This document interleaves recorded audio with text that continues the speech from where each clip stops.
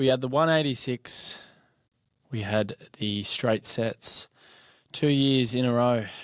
And now we have the infamous 46. This is the Melbourne Football Club.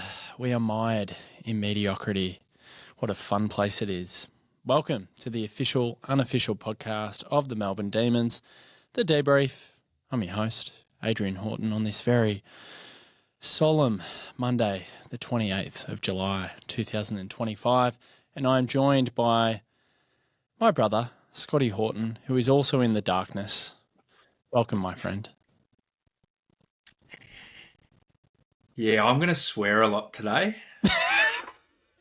So apologies to any of those younger listeners out there, but what the actual fuck? Like, every person sitting there yesterday, whether you were at the stadium or sitting at home like I was, 46 points up, you're thinking, yeah, well done, D's. Where's this been all season? And then they get on a bit of a run, and being Melbourne supporters, like, just need to settle one, get two opportunities to settle, and then you just fucking capitulate and just absolutely show no effort, no coaching moves, no arm across, no defensive pressure, just 3 quarters we were pretty good.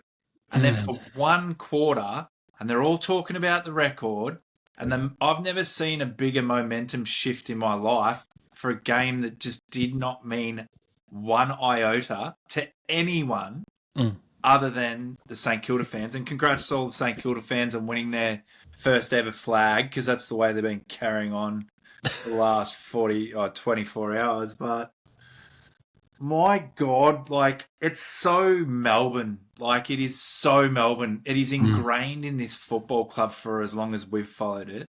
And it's just taken us all back to the putrid state that we were through the 2010s all the way till only really up until maybe 2018. Yeah. And then we have a flag that we won in 2021, and we feel utopia, albeit we're locked in our homes because of our favourite friend Dan Andrews. Shout out to Dan.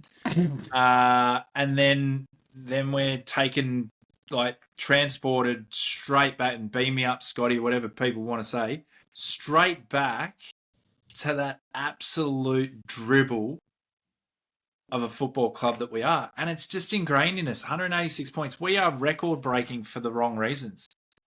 Yeah. Out in straight sets. And then you think, we're good enough. Like, that should have been a 50, 60 point, and we've never put teams away. Well, yesterday, and it's just a calamity of errors in that last quarter that all rolled into a moment of brilliance from them. And God, don't go after TDK, St Kilda. Make sure you throw the absolute house at that Naz. Oh, phenomenal. He is phenomenal. He's the next Bond. We were saying that this morning. But yeah. What a shit football club we are. And we're just seeing it in front of our eyes. Like, it comes from the top. Like, the fish rots at the head. Like, Simon, it's the first time I've ever seen Simon be angry in a press conference, but the penny might have dropped for him. He might actually be fucked. Like, it's too late. Surely we do something. I'll talk about that in a bit more detail later. It's the raw emotions of everything that you've just said then, Scotty. 186, 46, and I, funnily enough, got a reminder from the older Melbourne fraternity, more like Dad's vintage. And in 1988, when we got pantsed by Hawthorn in the grand final, it was a 96-point margin. So we've got this weird thing with the 6. And then I thought, oh, hang on, that's kind of eerie. 666. Because at the time, 96 points in a grand final was the greatest margin ever. And, of course, Geelong beating Port Adelaide by 119 points, I think it is off the top of my head, usurped that. So, curses work in weird and mysterious ways. And we've seen another example of it yesterday. I just, firstly, before we get into the detail, and I've got some data here from Demonland as well, I want to just congratulate St Kilda. And I'm not going to rain on their parade. Naz is out at Hotel Brighton. He's on the shoulders of Ross Lyon, and a few people are thinking it's cringe. You know what? No, it's not. Because we often ask for players and coaches and people in this game to give a little bit of spark and have a bit of charisma and personality. And how nice is it to see a group of players and the coach getting on the beers together? Like, that's fine. Let them have it. And then the other thing as well is, although we were shithouse and we shat the bed, well, the only reason we were shithouse and we shat the bed is because St Kilda were exceptional in that last quarter, the way that they were moving the pill. Yes, we had multiple chances to close the door. There were so many chances. Harrison Petty, knock it through for a behind, mate. I can't believe he came back into the team. They're playing him as a forward. It was a disgraceful thing if we talk about the game itself. Clayton Oliver, be the man, step up, kicks it out in the full. It was reminiscent of the semi-final against Carlton. Own the moment. And then, of course, we did have that 666. But St Kilda deserves some praise because when they got on a run-on, that's when I started to queue up the full-time post when it was an 18, 24-point margin, because you know in your bones as a Melbourne supporter, we have every chance of fucking this up. And it was so comical in that last 8 seconds with everything that transpired. Jack Viney, get on the edge of the square, mate. Why Jake Bowie. No. Hang on. Why did the umpire bring them back into reset? I don't think doesn't matter. Reset. It doesn't matter because they fucked it up, Scott. And Jake Bowie was the most startling one. He had his back turned towards goal. He wasn't even watching the kicker. And then before it's too late, you've got Jake Bowie converging on Naz. You've got Jack Viney running back hopelessly, trying to get to him. It was just an absolute comedy of errors in so many ways. And I just wanted to laud St Kilda to begin with, because the only way you create a comeback of that nature is if you play scintillating footy, and they did. They were off the charts. Now, the one thing that really, really, really, really fucking annoys me, before I also do a shout out to all the Melbourne supporters who were at the ground. I wasn't there, thankfully. I had a 4th birthday party on. If I didn't have it on, I was probably going to be one of those fools that rocked up. And those people aren't fools, and I'll get to them in a second. Right? I'll get to them in a second. But St Kilda deserve their flowers. They deserve their praise. And the other thing as well, if they want to carry on and act like the way they did, fuck it, let them have it. Let them have it. It's absolutely fine. Like, there's no bitterness from me. There's nothing but admiration for what they did to us. But my God, we just find new lows and new levels to destabilise this supporter base, and we've done it again. And to the people that actually attended the game, my hearts go out to you. And I've got plenty of people I know that were there, and they were texting me after it.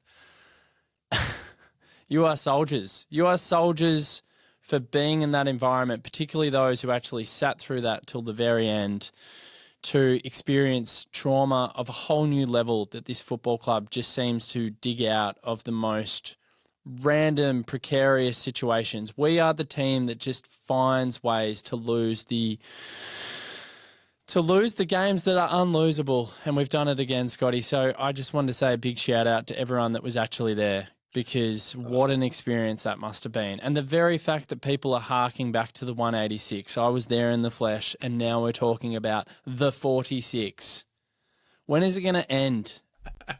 When is it going to end? This is us.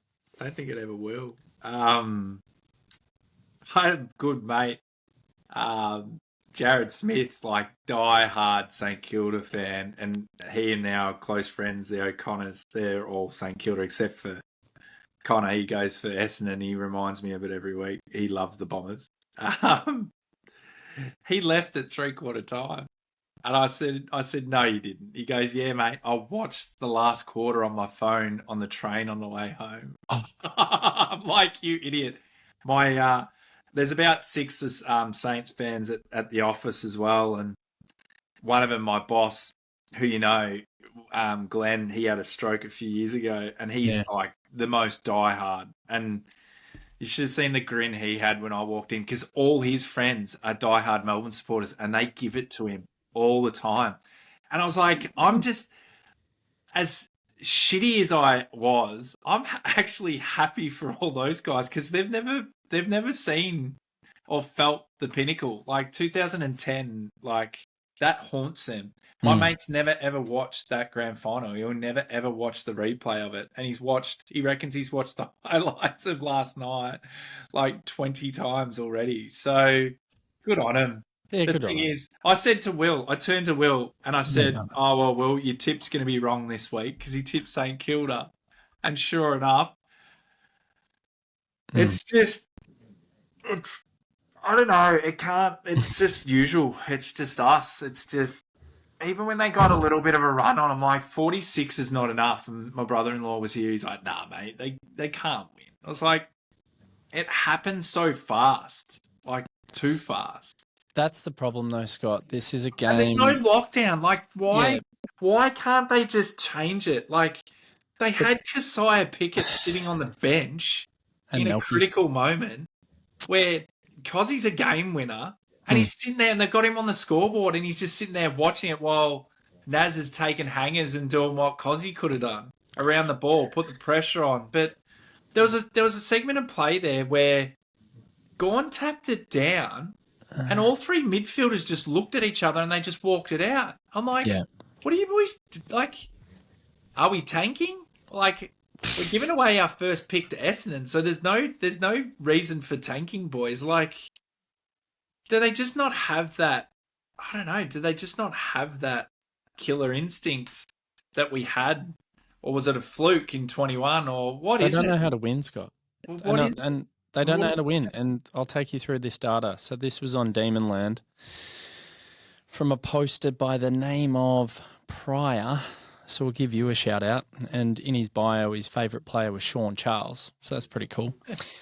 So this is remarkable, and this speaks to the problems that we've got in terms of trying to actually win games of football. This is great analysis. It's simple analysis, but it's great analysis. So in 47 games that have been decided by 10 points or less, Melbourne have won 15, drawn 1, and had 31 losses. Since 2022, in 22 games, Melbourne have had 6 wins and 16 losses. So 23% of all games coached by Goodwin have been decided by 10 points or less, and he has a 32% winning margin in those games. Now, obviously, we don't have the data set of some of the other clubs. Collingwood springs to mind, very good in close games. Geelong, very good in close games over the journey. I'd love to know where they're stacking up, but I can almost guarantee, Scott, that they would not be close to that. The thing I want to fixate on... But it wasn't a close game. Well, the thing I want to fixate on is since 2022... Well, it was a close game because we got ourselves into a situation where we could have won it. It was we a trapped it in our front half. Quarter time lead. That's not a close game. Yeah, but Scott, it ended up being a close game, and the fact that we had a 46-point lead and we still couldn't close it out when they got on their run on just speaks volumes to the fact that it does not know how to coach in these situations. Oh, you are dark, Az. But it's true, and and this continuously happens time and time again. We are 6-16. That's a whole season. That's a whole season of games decided by 10 points or less, and we're 6 wins, 16 losses. Imagine if it meant more. Imagine how you'd be feeling right now if you come this late in the season and yesterday was the deciding factor whether you made the 8 or made top 4 or... This is the other part, like, right? Blew an opportunity. But this thing could hurt a lot of blokes. And they're going to roll back to Marvel this week. Yeah, I know. And there'll be 6,000 people there, and it'll be an absolute disaster for the football club. It is a PR nightmare. So, and do you know what? If people don't rock up on Saturday, I don't blame anyone in the slightest for not rocking up. This whole idea that you've got to be there, you've got to go and support your team. I'm sorry, we're going to lose so many memberships as things stand right now. If the status quo remains, we are completely fucked in terms of memberships next year. I guarantee it. So that data that I just read out is quite remarkable when you think about it. And this is probably the other thing that I wanted to speak about off the top, but it escaped my mind because I'm severely frazzled from yesterday, as you can probably understand. This was a nothing game. Yeah, I said it on the post-match video I did. It was meandering to a game that just ends, it gets put in a box, and no one ever thinks or talks about it ever again. I argue this much. If that game ends in a draw, the 666 doesn't come into play. I guarantee the same thing would have happened where people go, all right, let me chuck this in a box and we're not going to talk about it in weeks to come, if not days to come. The mere fact that Melbourne and St Kilda, of course, but Melbourne self-imploded and allowed it to become something so much greater than what it should have been given the circumstances. It's a Sunday. It's at Marvel. There's 22K there. There are two teams. One has 6 wins. The other has 5 wins. It's really a nothing game. For Melbourne to actually self-implode and make it this extraordinary, remarkable outcome, again, just speaks volumes about the fibre of this football club and the team.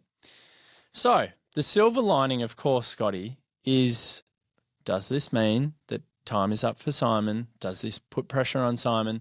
There's a board meeting that's apparently happening tonight. I'm 98% confident nothing will come of that. Nothing happens. And I know there's a lot of people who are asking, do you reckon something will actually happen at that board meeting tonight? No. And the reason why, our new CEO hasn't even started. Our president-elect, Stephen Smith, who's coming in, he's not the president yet. So I can't imagine decisions are going to be made hastily, and I can't imagine decisions are going to be made without at least both of them having assumed their roles. So no, I don't expect anything to come out of tonight. I'm at a loss. That's the sigh. It's so shit. We're in a real hole. Like, yes, this is a season of finding ourselves, but like you talked about it earlier, like Petty coming straight back in, like just disgusting. Spargo, like. But why make him the sub? Tactical flexibility with Spargo as the sub is non-existent. Yeah, but you either play him from the start. Portion of the win. I was talking to one of the boys, Nick Manley. I was saying to him, like, why aren't we blooding a young ruckman, testing the waters to see what these other boys have got in the twos? Because Max was phenomenal yesterday up until the last. Oh, what's he doing in the last? Keep it in tight, mate. Stop trying to smash it. I know. So that's a side note, but sidebar. We'll park that for the minute. Yeah. But like, we can't win. Like, we can't make finals. There's all these kids that have been sitting on the list. Why don't we try some things? We're not. If I'm Kalani White, there is no fucking way I'm coming to the Melbourne. Hey, don't do that. We want him. He's not going to come. He will. He will not. Why? He can live at home on the Gold Coast. Wait, don't do this. Sleep in his own bed. Why would you want to come to Melbourne? Don't do this. They're going to win a flag.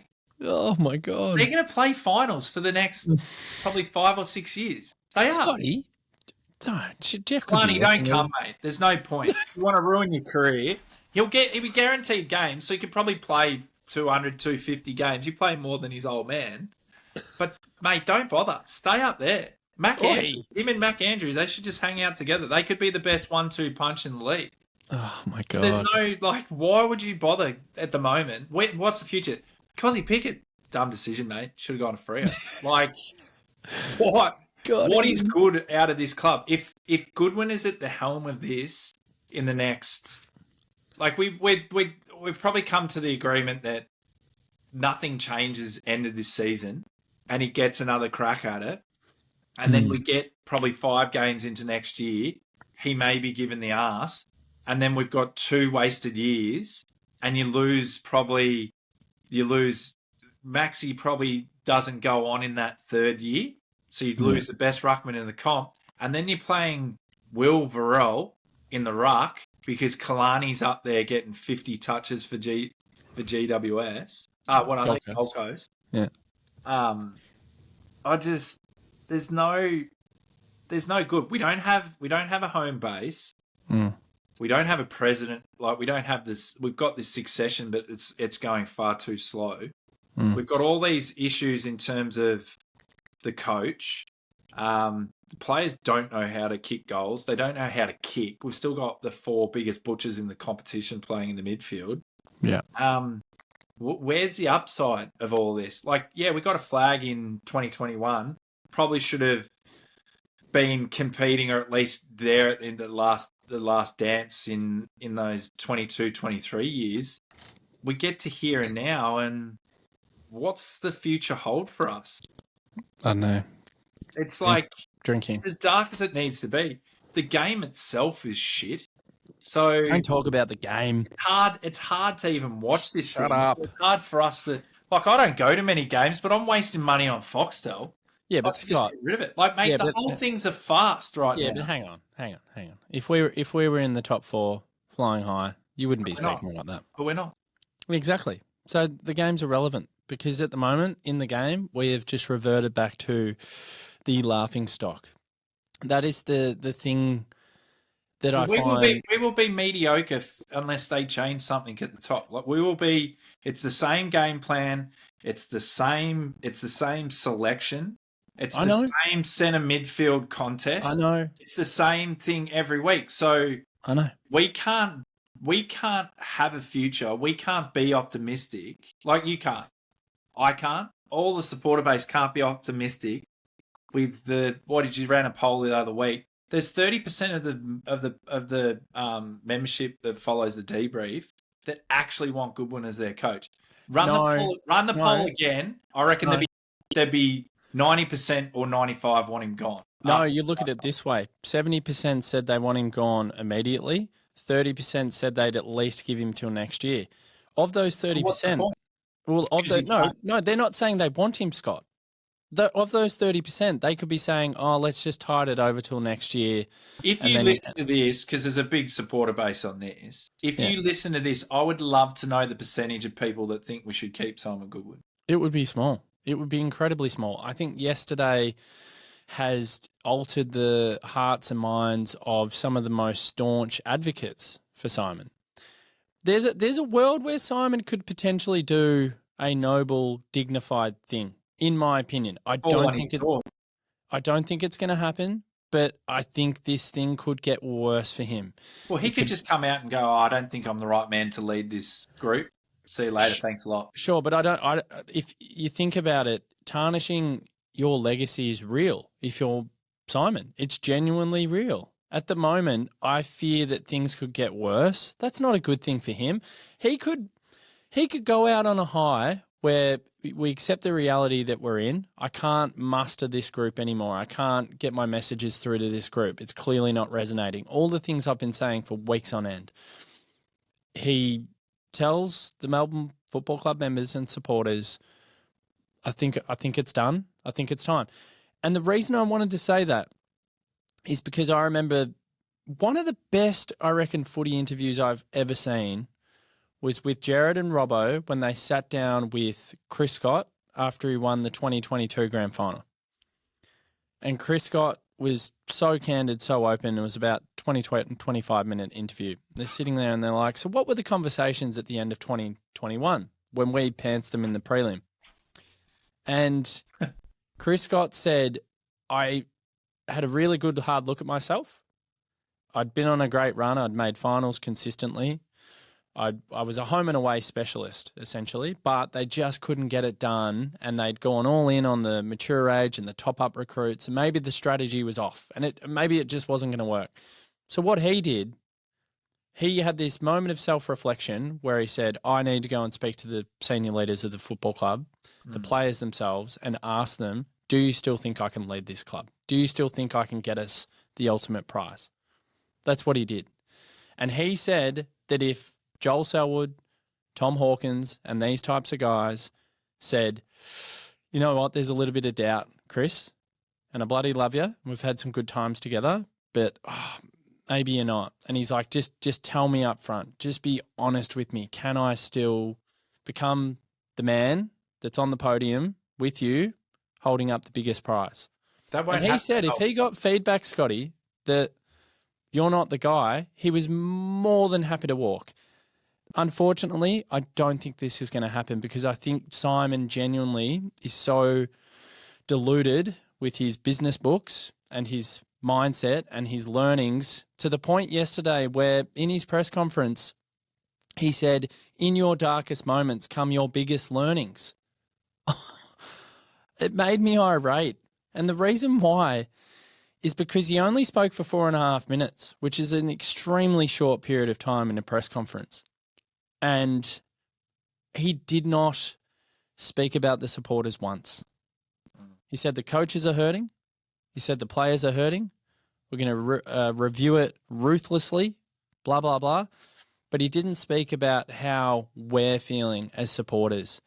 I think he's so caught up in his own shit, in his own ways, his own methodologies, and that's absolutely fine. But sometimes you've got to take a step back and smell the roses and try and be objective about your position and your job. And I don't think he's capable of that. But he wouldn't seek that feedback because you used a word. He wanted the ruthless truth. There's no ruthlessness about Melbourne Footy Club. No. So and I don't think we'll get the ruthlessness we need. I don't think we'll get a decision that I think vast majority of us as supporters are demanding at the moment. But look who's out. Like, I was talking to people today, like, love him or hate him, like, there's people out there. Look at Ken Hinkley. Look at how ruthless he has been over there. Yes, he hasn't got the chocolates, but he seems like he's got a bit more in him than what our mate Simon has. Even Adam Simpson. There's people out there that are gettable, and I think they're not going to be swallowed up by anyone else because I don't know. There's not going to be any other coaches that get the arse, but the whole weight of the AFL media is going to go after Simon Goodwin now. But that's not good for him either, Scotty. No, it's not. It's bad. No, it's bad. This is my whole point. He's suffered mentally, and I've been very sympathetic of that. No, I've suffered mentally. You've suffered mentally. We've all gone through some problems. He's gone through. It's not good. He's gone through some hard times, and this is the thing. But it's a business. If you're at the top of the business and you're the one driving performance, and performance is not being, it's measured on wins and losses. That's what this game is, and membership. So we're in a very volatile position right now. We just got to. I think we do have to tread lightly in terms of the mental health and, of course, and the position of the person, but. It's done. Like, don't keep flogging a dead horse. Like, it is done. It is done. It has been spoken about at length. Thanks. You'll always be remembered as the drought breaker. You'll always be remembered for your 46-point loss turnaround. Sure. Like, it's thank you very much. But we need to go in another direction. He'll still be around football, I have no doubt. He is a good communicator. He gets along with players. He'd be very good at somewhere else far away from Melbourne and in another department. But right here, right now, the game's moved past him. I don't think he can adapt to the new game style. And he can't say it's the cattle because there's some talented cattle there. Yeah. I just think it's run its course. Not everyone can coach forever, but the game style that he created and the game plan he created through 2018 to 2021 and 22, we just fell short a bit with the kicking, but it's moved past it. So it's time to pass over the baton to someone else. I agree. Spot on. That's exactly where I am. There is no animosity at all. No. We've had 9 years. There's been some really good highs. Yes, there's been some horrible lows as well. But we reached the top of the mountain. Did we leave a couple on the table, or at least another one? Yeah, probably. But you're absolutely spot on. It's run its course. I've been saying this all year pretty much, except for that 5-6 week purple patch. It's been a common theme on this show. I think everyone's seen the light now. I think the players and the way that they just gave up yesterday says everything that you need to know. And for people saying that it's not on the coach, it is on the coach. I'm sorry. The coach had plenty of opportunities to make some tactical switches in that last quarter, didn't do it. And if the coach's last message going out at 3/4 time results in the greatest comeback of all time against you, what a great record it is. Then I'm sorry. The Q goes in the rack. The Q goes in the rack far too often for the D's. We saw it the other week when we get a bit of a head of steam, and then the Q goes back in the rack, and the foot goes on the accelerator and then comes off very quickly. And yep, we've seen it for the last since the flag. It's like the old sin, like any footy, any level you played it, that doesn't matter whether it's under nines all the way up to AFL. If a team gets a run on of 2 goals in a row, it's like full lockdown. Momentum's a huge thing, but it's just bizarre. We just, like, the floodgate the damn wall was broken and we still couldn't wrestle it back. And then you get the opportunity and we're just not clutch. Like, yeah, it's just the whole thing. It's just, yeah, it's just, yeah. We were 9-4 at some stage, and then when the pressure came on and we needed to close, we end up kicking 4-8 to end the game. That's another little weird thing that popped into my head just then.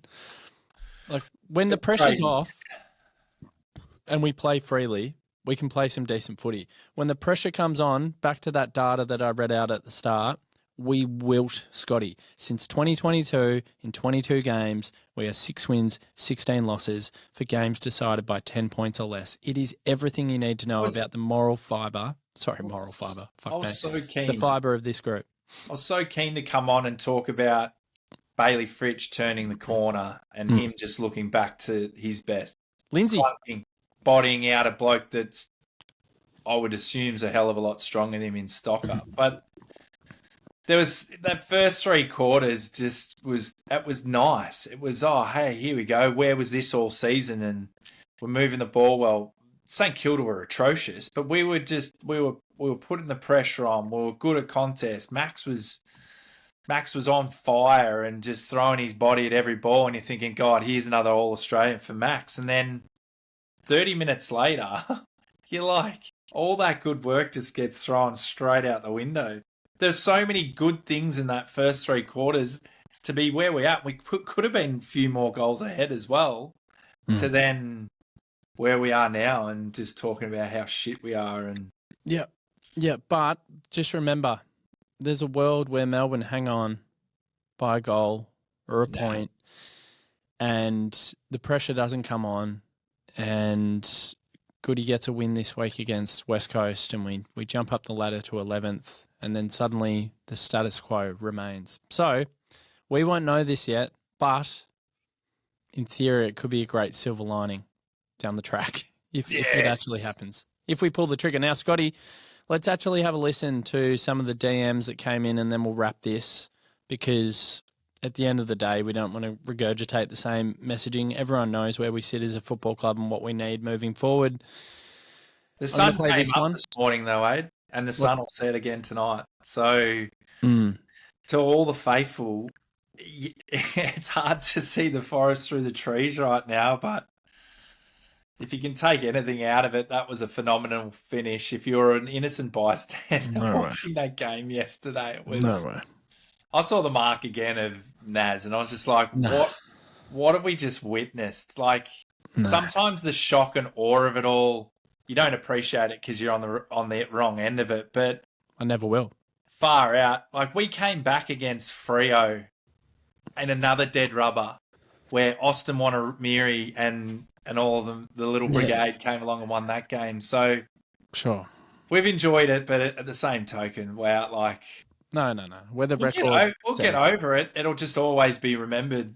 It's what happens from here on out, and it's what happens from this week on out. Like, there needs to be a strategic plan of where this club's going to and what we strive to be and what our identity is, because at the moment, we're a team that just loves to bow over.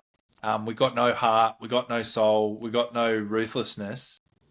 They need to go that was case in point yesterday. All of the key attributes that you need to be a killing team and a team that sits at the top echelon of the AFL, that was all missing in that last quarter. So, if anything, that last quarter should be the blueprint of what you cannot be in the AFL.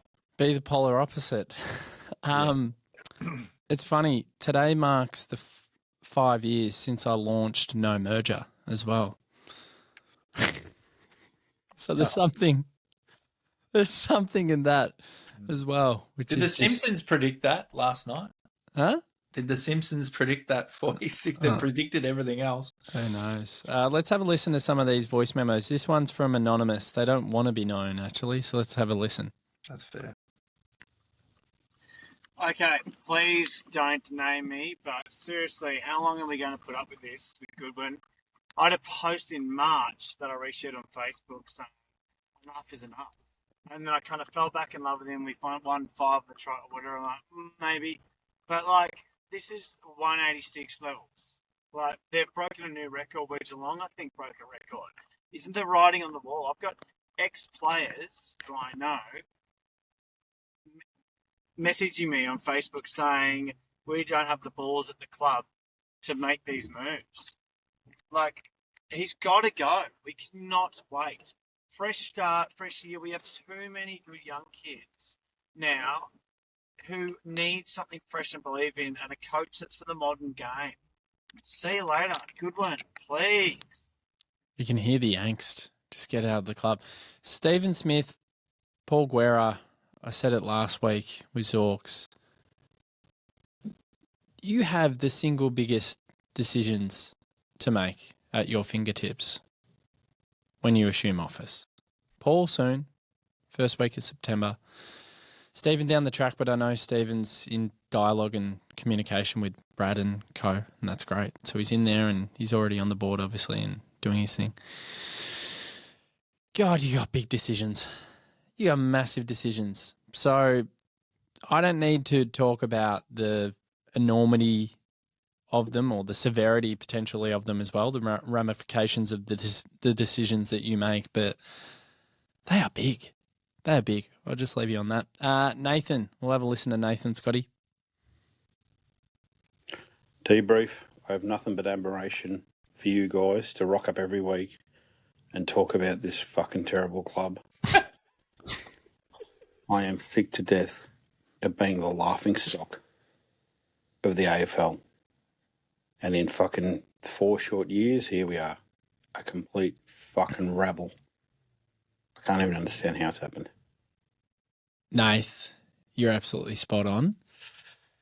22, arrogance got the better of us. 23, a little bit unlucky. 6-2 start last year, shut the bed, and then this year is just an absolute disaster. Surely the DeeBrief puts on a wake for the last 4 years for us somewhere.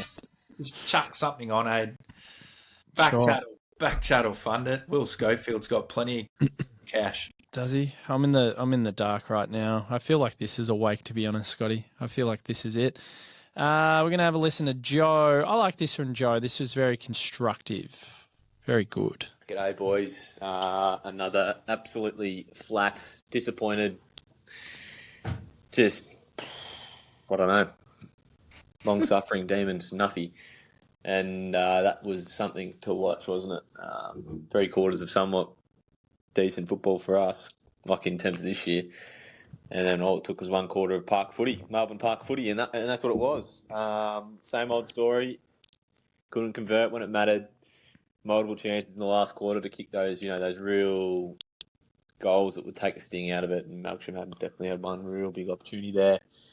I can recall it was all a bit of a blur now, filled with rage. But, I think the positives, if there is any, to take out of this game is hopefully that we'll see the back of Goodwin at the end of the year because of that performance. I think it's quite evident.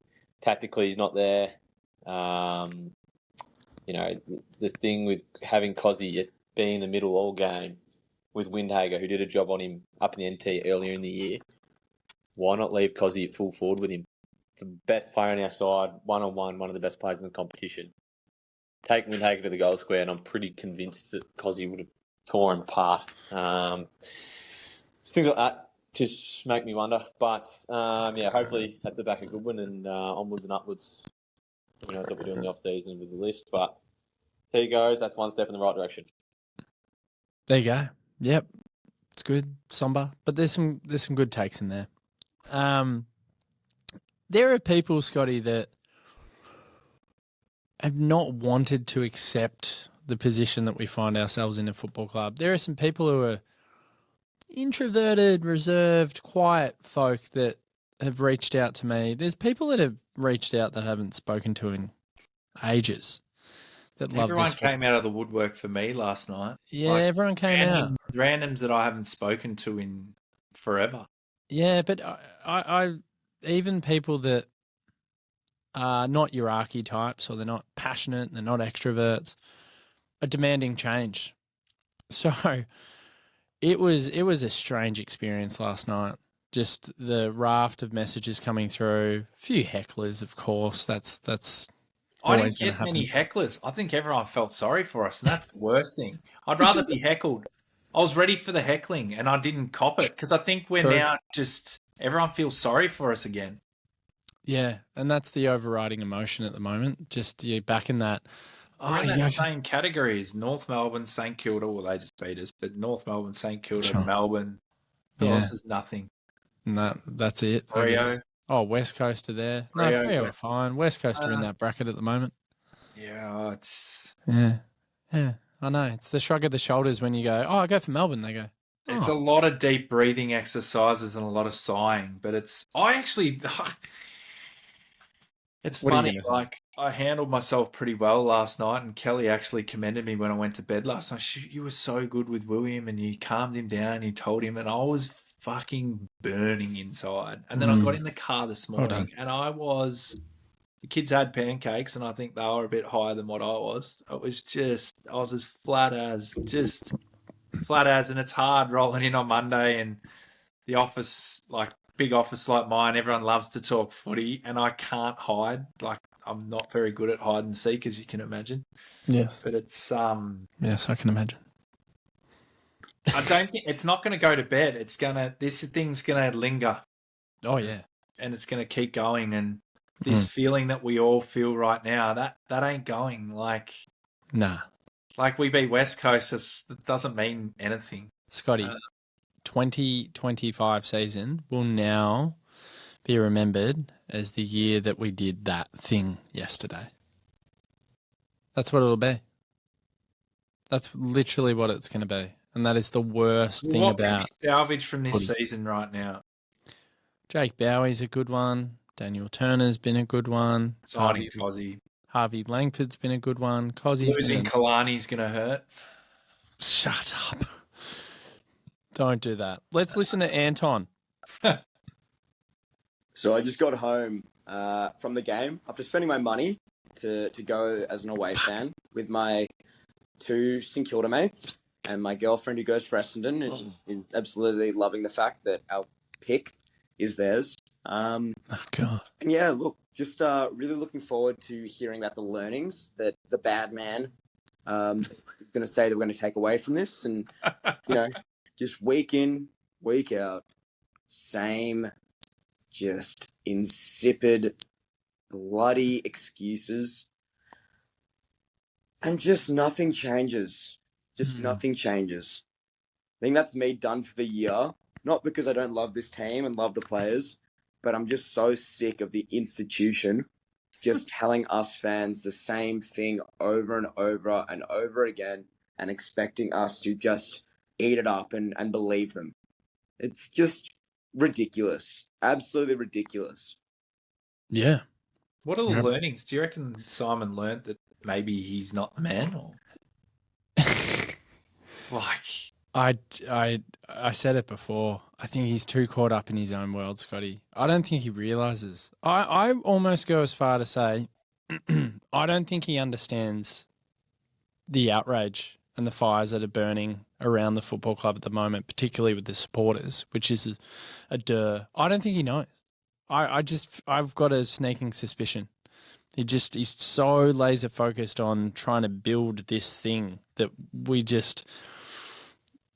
can't see it. I genuinely believe that. We're going to have a listen to another one that's quite hilarious, but it's come through from Anonymous. Have a listen to this, Scotty. This is good. Melbourne, they need to get rid of Goodwin and start playing four-quarter football. Good message there. That sounds like one of your mates. Good message there. I don't know if that was a piss take or not, but we'll see. Let's go to Simo. This could be the Simo. No, it's not your mate. Boys, what the fuck just happened? I just got home. I'm getting messages from friends as if a member of my family died. Messages of sympathy, and to be honest, that's how it feels. It's so true. I can't wait to hear your take on it, lads. Just yeah, fuck, I don't know. Everyone's doing welfare checks. Yeah, I know. Oh, mate, I got it today. So we're doing the golf show, as you know, and Limo rocked in with Pete Hellier as a duo, and they just looked at me and they were like, "Oh, no." Yeah, everyone's like, "Are you okay?" I'm like, all my golf group, I got it like 8 people in my golf thread. We all went on a golf trip together, and they were all doing welfare checks. They're like, "Are you okay? Are you okay?" And I'm just writing back. So like, there's like a barrage of 15 messages in a row, like all about the 666 and 8 seconds left. And I just wrote back, "What happened? D's get up." Like, you just, honestly, it is just a game, but you just have to. I'm at the point where it's just like, you just got to laugh. It is what it is. It's just us. Which is Just such a and Titus O'Reilly. It's just a Melbourne thing. It's just what we do. Yes, and this is a great segue because I love this clip from Dennis. We'll wrap it up on Dennis, and then we'll wrap this because the more we talk about this shit, the worse it's going to be for our mental health. But let's have a listen to Dennis because this is perfect. Got a few messages when the final siren went, understandably. A lot of them saying, like, I can't believe what I'm seeing. But, like, I definitely could believe it. Like, it was the most believable thing to happen. Like, you could see it coming from a mile out. We parked the bus with 15 minutes to go in the last quarter. And you could just see they were going to run over the top of us, and just the way that it ended in the most laughable, just like, oh my God. Like, even with, salvaging a draw, like, I would have taken a draw, I guess. We didn't deserve to win it, definitely. But 8 seconds to go, literally all you can do is just not give up a free out of the centre with no time off the clock, and we find a way to do it. It was just, it's the most Melbourne thing ever. It's just, that's our fibre. There is no position that we can't lose from. We could do it better next year. We could lose by we could be 50 up. Scotty, I love at the end where Dennis just goes, "Go D's." But like, go D's. It just spins you out. Like, everything went their way. They were kicking goals out of their ass. They're getting 50-metre penalties for stuff that's not even there. Max Gawn's taking marks, bringing it to ground, and they're not paying the marks. Then they're doing a half mark with Cooper Sharman, and then he kicks a goal 55 on his left. Crazy. Crazy. Everything that could have gone right for them went right, and everything that could have gone right. That passage, and this is like so comical, that passage with the boys, and then Clary kicks it out on the floor. It's just, you just knew at that point. You just knew then. You're just like, we're done. And Michael's sitting with me going, "Nah, there's a minute 50 left." I'm like, they could kick 6 goals in that period. Like, that's the way they're going. And then the 666 happens, and you're like, well, that's it. As soon as that happened, I was like, well, we've lost. Yeah. Yeah.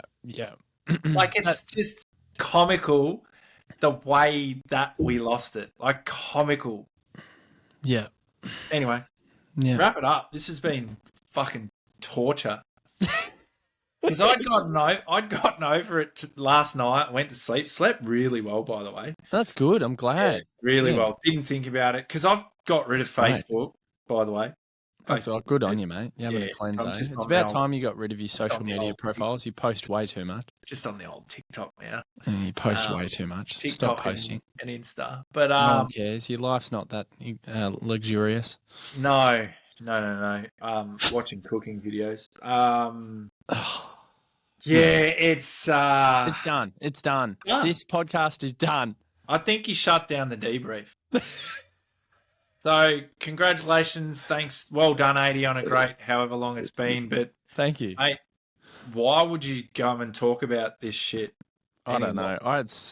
I actually had a world record. I broke a record as well. I broke a record. Melbourne break records. I broke a record. The most messages I've got from people saying, I can't wait to hear your review. I've had heaps today. Do you know what? I've got mates going, when's the DeeBrief? I need the link. When is it? I want to know. Send me the link. I'm pointing at the camera for all the people watching on YouTube. All of those people who are like, I can't wait to hear their review. You're all sickos. Because I have to go through this shit. You don't have to sit in this chair. I love them all. I love the club. I hate the club as well, but I do love the club. I love the club too because it's brought a big group of people like us together. And I will say it tongue in cheek again, like, we've created that record last night, but you had a group of supporters that has only tasted success once in their whole... Leave them alone. Their whole club history. Leave them alone. But it's good. Good on them. Like, they get to enjoy a 12th versus 13th win and celebrate it as if it's a premiership. So that's euphoria for them. That's not our benchmark. Like, flip it on its head and we do that, it would have been exciting, but we're not aiming for that. We're aiming for higher. And that's why we're all dark, is because we believe this great football club should be at the top of the tree, because that's who we are as Melbourne people. It's ingrained in us. We're elitist. Like, we are. We are elitist. We are. What are you talking about? We are. We think we're better than everyone else. Look at the people. We're not. No, but we think we are. And we're I think shit. But I think our players think that as well. And that's why we get the efforts we get. We're not ruthless enough. We're not tough enough. We're known for being half-hearted because we are elitists. No, and that's bullshit. And that's one thing that I despise about this footy club. And again, I love this football club, but there are so many institutionalized fucking complacency stuff that's ingrained in us. That is us. It is so annoying. We were a powerhouse in the 50s and 60s. We were the biggest club in the land. And then we got rid of Norm Smith and our club imploded. We didn't make finals for 23 years. I believe in curses. Right? And then our old man had to go through the 70s and 80s. And often the older generation go, mate, 2007 to 2013 was nothing compared to what we went through. Then we had a little flurry of success. We made finals late 80s into the 90s. We did a little bit. We had a good time under Neil Danaher. Our facilities were shit, but we punched above our weight. And then we went through those barren years, and then we've gone through these good times, and then it just feels like we're back in the pack, a rabble again, and that is the most frustrating thing about this football club. So for anyone that thinks they are better than anyone else who is associated with this club, get your head out of your ass. We are so far off it. We are miles off it. And if we're fair income, Stephen and Paul, make the decision. It is the most important decision you will make, because if we don't, we're going to find ourselves in the same position next year, and this competition moves fast. We will be further behind the 8 ball. Thank you for riling me up, Scotty, but I needed to get that off my chest. I'm hearing contract extension, Simon. And I'm hearing we're wrapping up the DeeBrief. Go Dee. And I'm hearing we're wrapping up the DeeBrief. We're done. Mate, just go and focus on the golf. It's a far better sport. The new podcast that you guys are setting up is very good. If you're a golfer out there, get on it. The chemistry between these blokes is wicked. And I'm only pumping it up because I want to get a cameo on there one day. Oh, no. And I'll take them out to Heritage to play. Ulterior motive every single time with you. I'll just insert myself like the guy from Saints TV did. Did you see Dan's footy? Yeah. The Ollie? Yeah. He's not Saints TV. Oh, isn't he? Or whoever he is. That's Jake. Oh, okay. Whoever he is. He inserted himself when they're jumping up and down. He ran onto the ground and jumped in behind them. I honestly haven't looked at anything. So I've avoided a lot of media. Can't wait till they do nothing and we have this same conversation for the rest of the year and for probably 5-6 years to come. Yeah, it's going to be awesome. Flip it on its head and do what Essen had done and re-sign him for an extra 3 years. Yeah, great. Yeah, awesome. So, Scotty, all I take out of this is Scotty is telling Kalani to go and sign for the Gold Coast. Don't come. And he's telling the board to sign up Goody for an extension. That's fantastic. What a great summation. Yeah, there we go. Yep. Pretty much. Okay, well, I'm done. That was good, I think. You're the same. I'm good. I'm happy. I got my tip right. So that propelled me up.